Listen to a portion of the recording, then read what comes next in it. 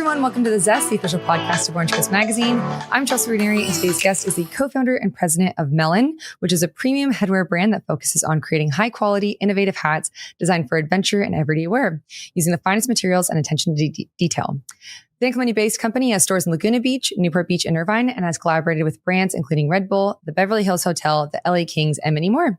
Thank you so much for being here today, Brian McDonell. Thank you so much for having me. Love our Orange Coast fam. Yeah, I got to feature you guys, your Laguna Beach store in 2022. And when my husband heard that I was going to do that interview, he was like, please come back with a running hat. And so I did. And now that's like his favorite thing to talk about and share with everyone. So we're huge fans in this household. That's awesome. We appreciate you very much. Of course. Okay, well, let's start at the very beginning of your story. So where did you grow up? Grew up north of Los Angeles in Simi Valley, California. Went to college initially up at Chico State, and then that got cut short to transfer down to FITM to study, clothing, and wanted to start a brand from a pretty young age. Wow. So I read that your dad was also an entrepreneur. So did that kind of like instill that in you? I think so.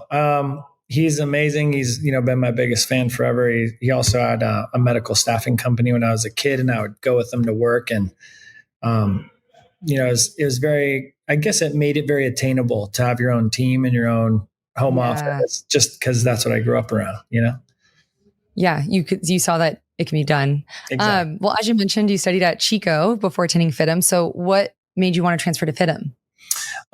It was actually interesting. I got in a bit of trouble up at Chico for allegedly making fake IDs, and had to move home to kind of pay my restitution off. And at that point, my parents said, "Hey, we tried to kind of cover your college. You kind of blew it, so you're on your own." And I knew if it was going to be on me, that I definitely had felt, even at Chico with the general studies, that I wanted more specialization in the apparel industry, more business classes. And so decided that if I was going to do it, I would take it really serious and try to get everything I could out of it, and go to a school where I could really soak everything up like a sponge. And FITM was honestly exactly like that and more. Yeah. So it all worked out in the end. It did in the end, it really did. And I still have a ton of friends from Chico and then a ton of friends from FITM. So it was actually great to build kind of two networks through college, Yeah, that's really cool. Yeah. Well, your first role was as a sales rep at Split USA, where you worked with Brian Garofalo, who we've also had on this podcast. Friend of mine. Yeah, that's amazing. And then you became a sales manager at Tap Out. So working in the industry, what was like one of your biggest takeaways from kind of learning through all the experiences there? So much. I mean, at Split, I was customer service, started just processing sales reps' orders, and had the chance to earn my way into a sales rep role. Worked with BG, who I, to this day, swear by is one of the most brilliant guys in our industry and one of the best people I've ever met, mentor. And, still to this day, we bounce strategies off one another. At Tap Out, I think some big takeaways. Very popular brand. Was there from pretty early on and went on a pretty wild ride there. So I learned a lot about kind of what route your brand can take based on the decision making, either preserving the brand's long-term health or kind of capitalizing on its hype here and now, and just what the effects might look like from the decisions you make in the brand's trajectory, which today I still hold a lot of those lessons close to home and have helped me navigate just the long-term growth that we have always planned for Melin, and still have a bunch of friends from the Tap Out days. It's crazy to see what the UFC has become, and mixed martial arts, and, influencing elections. It's crazy. It's wild. Yeah, really. Well, you spent, so you founded Melin in 2010, but you perfected the brand for 3 years. So what did that process kind of look like? Oh, I appreciate the word perfected. We basically started writing a business plan around then, had a business partner on my brand development agency that was called Doing Damage. His name's Corey Roth, and he is one of my favorite humans in the world. Could trust him with my life. And decided to bring him into Melin, and him and I kind of co-founded Melin. So it was a ton of research, frankly. We wanted to build the most premium hat the world had ever seen. And so it always begins with making sure that you're aware of what the best is, and did a ton of research, traveled a bunch of different factories and kind of really get an understanding of how the current industry's headwear was made. And I remember back then we had our brand development agency, and we would attend all the industry trade shows. And every time I would walk the floors kind of biting my lip, hoping somebody wasn't bringing a premium headwear concept to the market before we were ready. But it was 2013. On Black Friday, we launched it with 0% off was our launch thing. And it's been just a ton of learnings and hustle from that point forward. Yeah, I read that you were inspired by brands like Nixon, Rolex, and Apple. So what about those brands made an impact on you? It's funny you pulled that. I love that you found that. So when I was young, in college, I was working at Zoomies and had the opportunity to watch the Nixon watches roll out in our stores, and the glass enclosed LED lit display cases with the little diamond on the player watch was really interesting to watch the consumer perceive that brand from the floor, and just really respected how they took a category that was kind of built for us, meaning the action sports community, and leveled it up and brought something that could bring a little status and swagger to your wrist. And, before them, it was Shark Freestyle watches for $39 with Velcro, which are still dope, but Nixon just brought a whole nother level.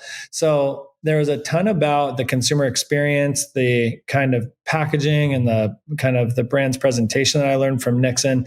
I love the diversity of how they approached marketing across a lot of different verticals. And I've actually befriended Chad Denena, and he's a good friend and mentor as well. And so I still lean into him to this day.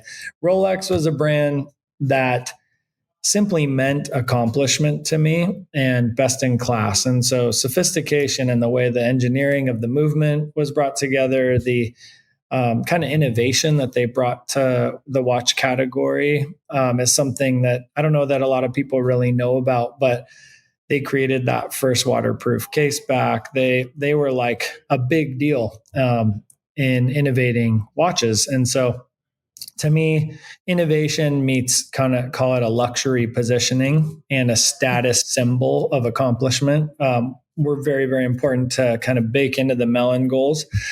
And honestly, I'd say Apple, just with the cleanliness, the integrated design, the really almost creating a tribe of creators and an identity that you're someone who's empowered to create with the brand and the simplicity of interface, et cetera. But yeah, today I like to use the reference if Red Bull and Louis Vuitton had a baby. That's like what we're going for with Melin. So it hasn't changed much, but those brands definitely influenced the early days.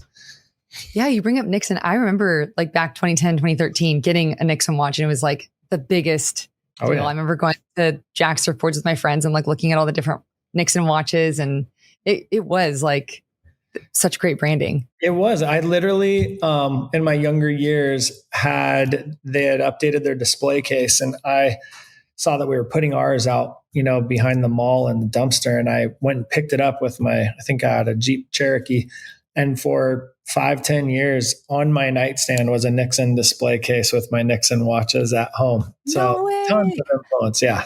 Tons. That's so cool. Yeah. Well, I learned when I was researching you as well that you've dealt with crazy challenges like having your premium materials seized at ports and held for ransom. And then you've even had diamonds stolen. So can you talk a bit about the early challenges that you faced and how you overcame them? That's funny. Those are OG stories. So the brand was initially launched as Melin Luxury Headwear. And the whole goal there was kind of infusing that Louis Vuitton or Rolex luxury materializations. And our biggest goal was to build truly the most premium hat the world has ever seen. It is still to this day. Back then, in order to ensure the market's positioning and understanding of the level of difference, we started by saying, well, what makes things the best? And it's how they perform. It's the romance of the materialization. It's the comfort. it's the durability, it's the technical sophistication. And so for us, the hats were initially built and still to this day have a moisture wicking lining to resist sweat. And obviously, when you buy a nice hat, you don't want it to end up with sweat stains all over right away. We integrated a little hidden pocket just deep enough for cash on the inside. And back then, we were using the world's most premium cashmere from Laurel Piana, rare exotic leathers like stingray and ostrich, et cetera. And in our red label mill products, we would actually mount a diamond in the undervisor seal or somewhere in the trim.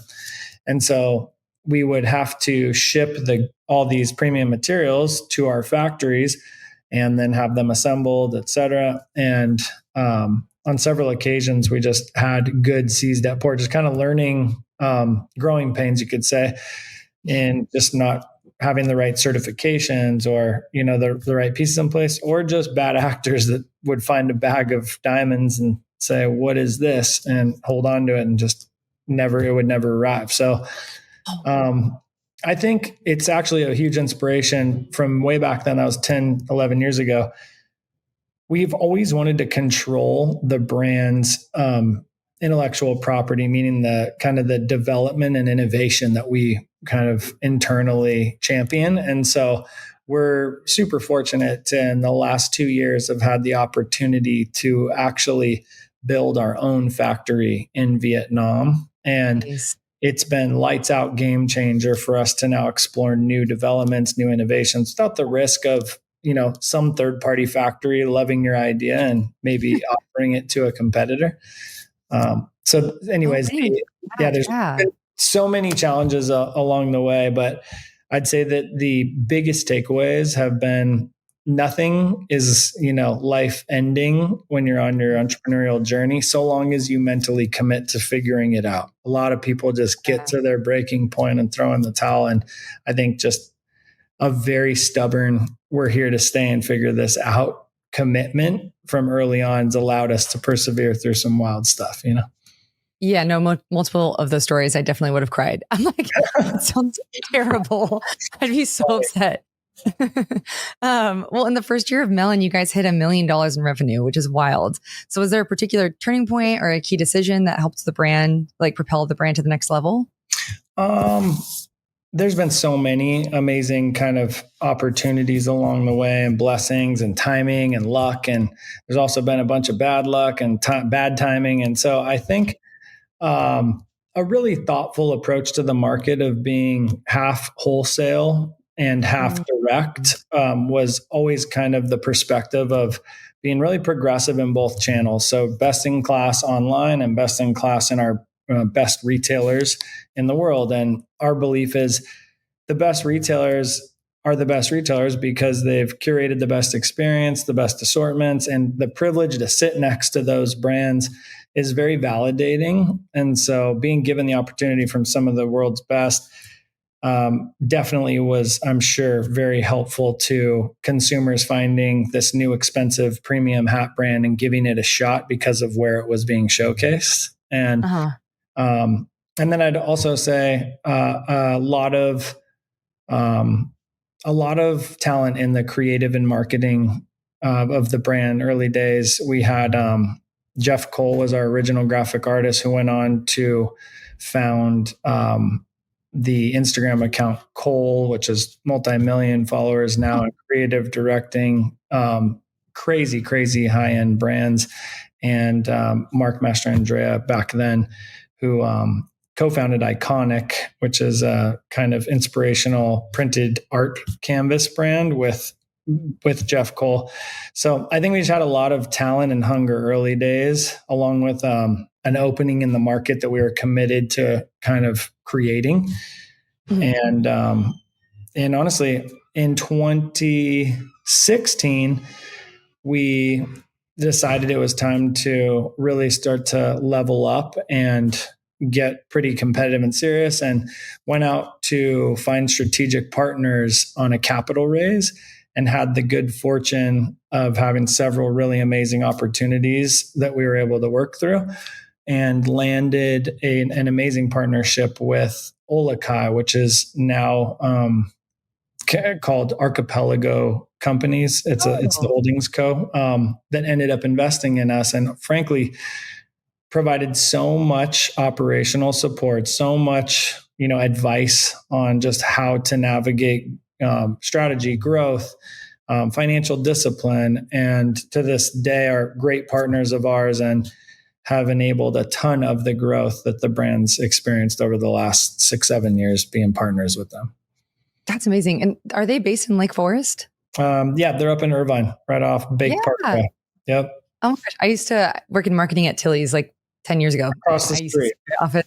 Yep. Yeah. Across the street. How funny. Well, you've also worked with people like Jake Knapp, Ryan Sheckler, Dylan Efron, and you've collaborated with Ken Block's Hoonigan. So what's your approach been to these types of collaborations and how have they helped shape the brand's identity? It's a great question. And all the people you've named, incredible humans, and rest in peace to Ken. He is one of my heroes growing up. So to have the opportunity to do the Gymkhana Hoonigan collab with Ken was amazing. With regard to Sheckler, was one of the very first investors in Melin, one of the first believers. He was in a Red Bull deal from a real young age where he was required to wear a Red Bull hat as part of that partnership. And I think he truly appreciated what we were looking to do by leveling up the headwear category. And he was an integral piece in bridging a partnership that's now a global partnership with Red Bull, where we make a super premium Melin Red Bull hat only available to their athletes because of Ryan. So cool. Anyway, so his partnership was one that was very early on and just kind of continues to be something we build on together today. With regard to Dylan, we were introduced to Dylan through a close friend named Lonnie Paxton, and Dylan, just the greatest guy, just such a warm energy and just as charming as they come. He has so much humility, so much kind of hunger to just grow and experience new things. And I think we just hit it off and believed in him and he believed in us. And so we were fortunate to collaborate on a signature hat, but on a ton more than that. We've gone on adventures with Dylan. He's come on adventures with us. And then with regard to Jake Knapp, the brand, we've always had a love for golf, and it's such a great market fit, a premium hat that performs great while you're outside all day, and every golfer wears a hat to protect themselves from the sun. So as we started to look at golf as a real serious, call it distribution channel and tribe that the brand was stepping into, we'd had this perspective from day one on always wanting to work with best in class, the best athlete in the sport, the best retailer in the space, the best material we could find, et cetera. And our perspective on a golf athlete was just that so much of the athletes in golf were so traditional and dressed so safe and just were very, very much like, call it par for the course. When we came across Jake, he was local roots from Orange County, had a mullet, was a bouncer, just had all these little interesting pieces to him. And in speaking with him, we just loved him. He's got an eye for fashion. He's got what they say is one of the smoothest swings in golf. His mindset is next level. We recently had a meeting with Jake and working on a collaborative hat together, which I can't wait to release. But just walking through kind of his thought process on life and how seriously he takes his sport, but how lightly he takes life is just awesome. So Jake really just kind of checked all the boxes of what a progressive fashion, kind of driven, very capable of winning championships, and we're believers he's going to take many. He shot 2 record lows last year. So anyways, there's been a intentional diversification of the difference of markets that we participate in that we're passionate about. And then there's a very intentional approach to who and how and where we kind of show up in those markets, Yeah. It's okay. It's wild because I saw Dylan Efron on Traders and I was like, he was so good on that show. And it makes me happy he's like similar characteristics personality wise to that, how he was there. Oh, he's the best. He's the kind of guy that you just, you could spend a vacation with and just crack up and laugh and, find new topics to chat about and family values, just great. optimizing his health, trying to help anyone around him. He's great. That's so cool. And then Jake Knapp, my husband and my dad are obsessed with, like, the fact that, I mean, I don't golf, so I don't know any golfer names, but I know that name. That's funny. That's fine. I'm the same way, actually. I enjoy watching golf, but I barely have time to get out and play. And so I relied on our team, who are actually great golfers and very serious about it, to bring kind of very highly qualified talent to the table. And in reviewing Jake, I was just kind of like, this is our guy. Like, he's amazing. Yeah, I love the bouncer aspect of it too. That's such a cool backstory. It is. Well, as you've talked about a bit, Melin has different hats for different sports, like running, golf, and water sports. So how do you tailor Melin to different activities?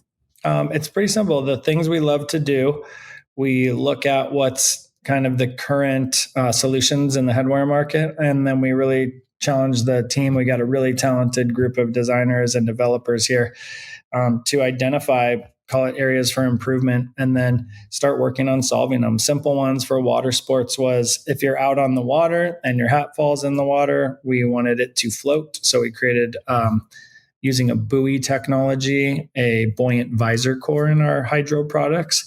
We eliminated any materializations, mostly metal needed to be eliminated, that could rust or be affected negatively by immersion in water, both sweat or salt water from the ocean or fresh water. And so, and literally it's looking at each sport. So little things like in our links collection for golf, you kind of always want a ball marker handy, and you kind of always want a tee handy. So we created this little slot tee pocket that's kind of hidden and integrated into the side. We have a really cool ball marker technology we're excited to release coming up here soon. Just kind of each sport, we look for, what are the areas that we could bring something of value to the consumer. I grew up a snowboarder, and snowboarding was kind of in its infancy. And so there was so much innovation that came into the sport, from step-in bindings to the little flap that came under your butt in your jacket to keep your butt from soaking when you sat down, like little things that actually really improved the way you could experience the sport. And so that's what we're always looking at in headwear, is what is the element we can add without it feeling kooky or cheesy. It has to feel very integrated and wearable, and still prioritize fashion, but over deliver in its functionality and performance, Yeah, the attention to detail is wild. Like, my husband, again, with that hat, he told me the sweat goes to the side, not down into his eyes. Yep. And he's like, so nice. Like, I don't have to be wiping my eyes when I can just focus. Yeah, that's called the sweat redirect system. It's a silicone gutter built into the front of the sweatband, and your eyebrows are actually a natural version of that. They just, you need a unibrow to pull the sweat all the way out. So we built it with the sweatband. So cool. I love all the details. Well, is there anything coming up in the next few months of 2025 or in 2026 that you guys want to shout out? You mentioned the ball marker. There's a ton, honestly.